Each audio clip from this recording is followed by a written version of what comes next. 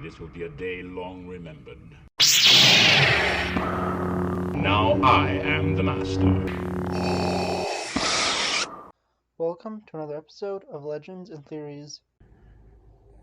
This is my review of the Crest set, and I'm making a few changes in my video style. I decided to have these old crane base plates on to put the figures on for now, so they're not falling over as much.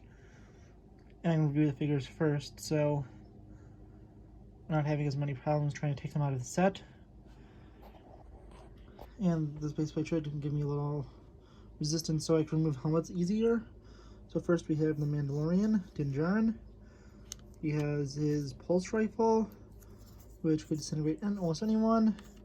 Turning him to his backside, he has a cape on. And if we look under the cape, he has a good back print. Flipping him back around. If we take off the helmet, which is kind of stuck, you see that he just has a black head. Moving on to the Scout Trooper. It's a pretty nice design. Pull off the helmet, you see he has this, I think it's Bruce Wayne's face from the original wave of rebooted Batman superhero sets. Right on, looking at the back side, he has some pretty nice details. Well, let's flip him back around.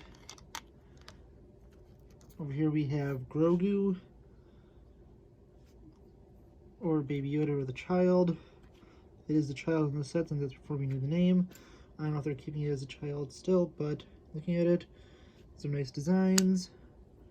Here, backside's pretty cool still. Bring it back down, we'll move over to Grief Karga.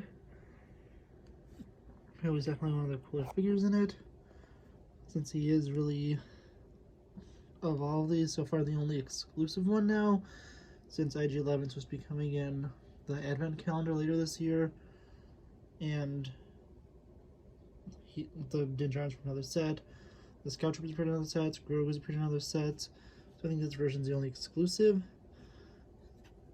even though there is another Grief Karga coming out, but he is dressed differently.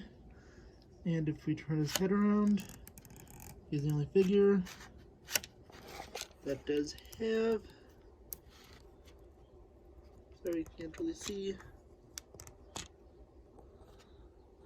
an alternate head where he's a little more happy.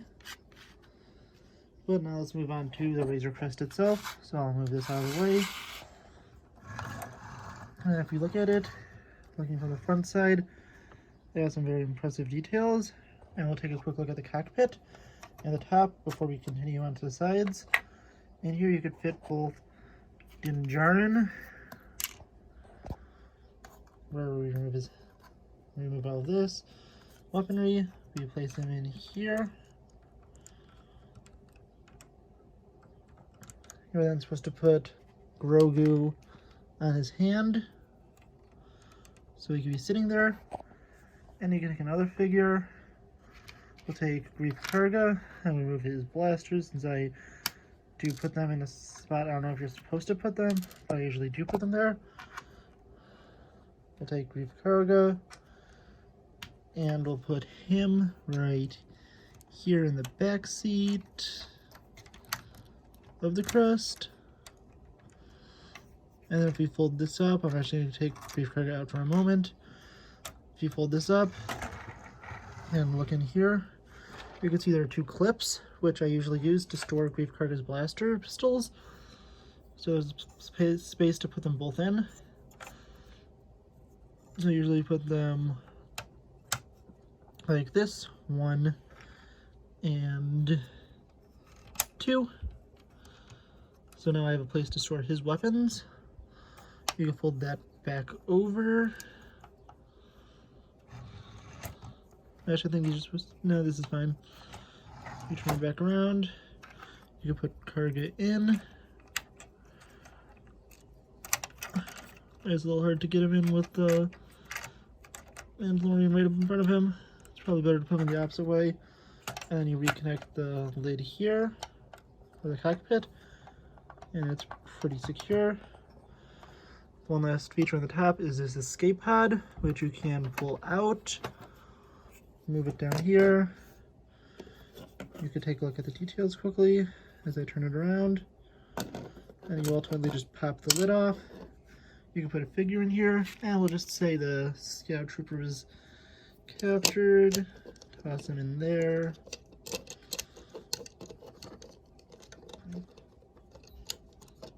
And then you can place this lid back on. Well, I'm not sure if it's going to fit over his head. And then just take it and put it back up here where it fits back in very easily.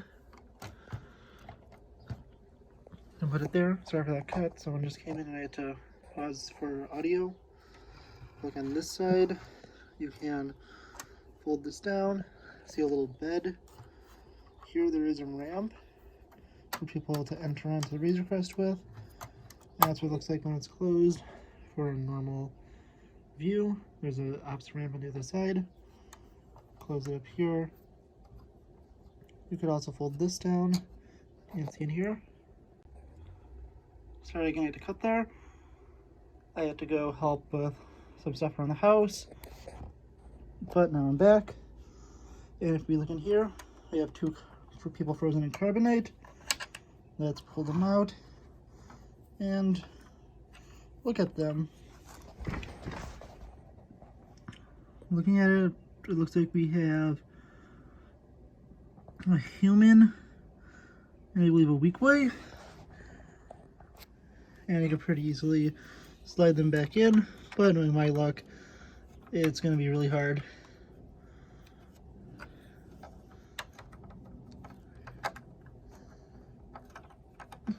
There you go, one. It's just kind of hard to do while holding a phone. And two. That wasn't too hard. Close that up.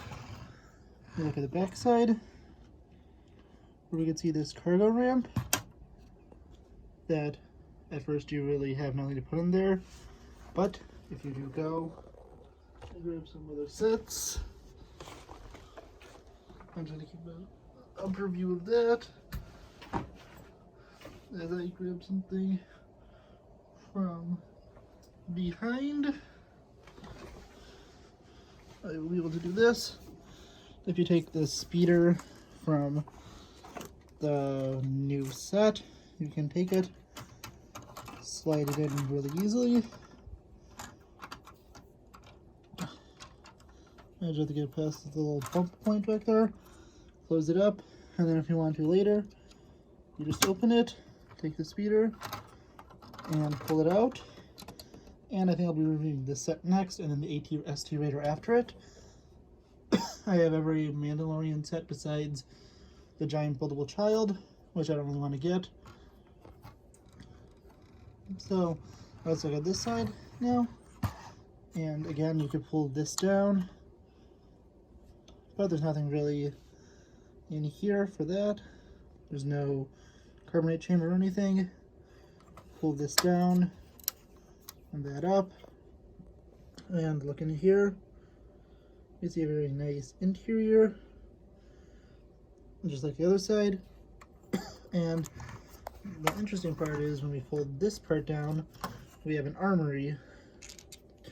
So you could take the pulse rifle, and really the only problem is I can't see the clips here. So let's just try to get this on. Sorry, this is pretty annoying to do. Now the camera is your main viewpoint. You have the pulse rifle in here, and I usually keep my best car Mandalorian in here, so I usually put the little pistol it came with, and Cara Dune's gun, since I keep her mainly in the cockpit, and I keep Grief Karga and the bed area on the opposite side. That's mainly how I keep my Razor Crest packed. I just did it with only the figures that came in the set for now. So let's close that. Look again here, and let's take a look at the engine details, which are pretty nice. They're the same on both sides. With stickers over like this. Yeah, it's pretty nice. And then if you go over here, I'm going to keep my finger over this so it doesn't launch out too far. and we push down this to fire a stud shooter, or a spring-loaded shooter, sorry. It launches out, and we'll go like this, and we'll go until it hits something or loses momentum and falls. But yeah, this is a nice set. I believe it's about $130, and is one of the cooler sets I own. I definitely like this set a lot, and would recommend you getting it. And let's go take this guy out because he clearly doesn't fit in there. The helmet is pushing against it.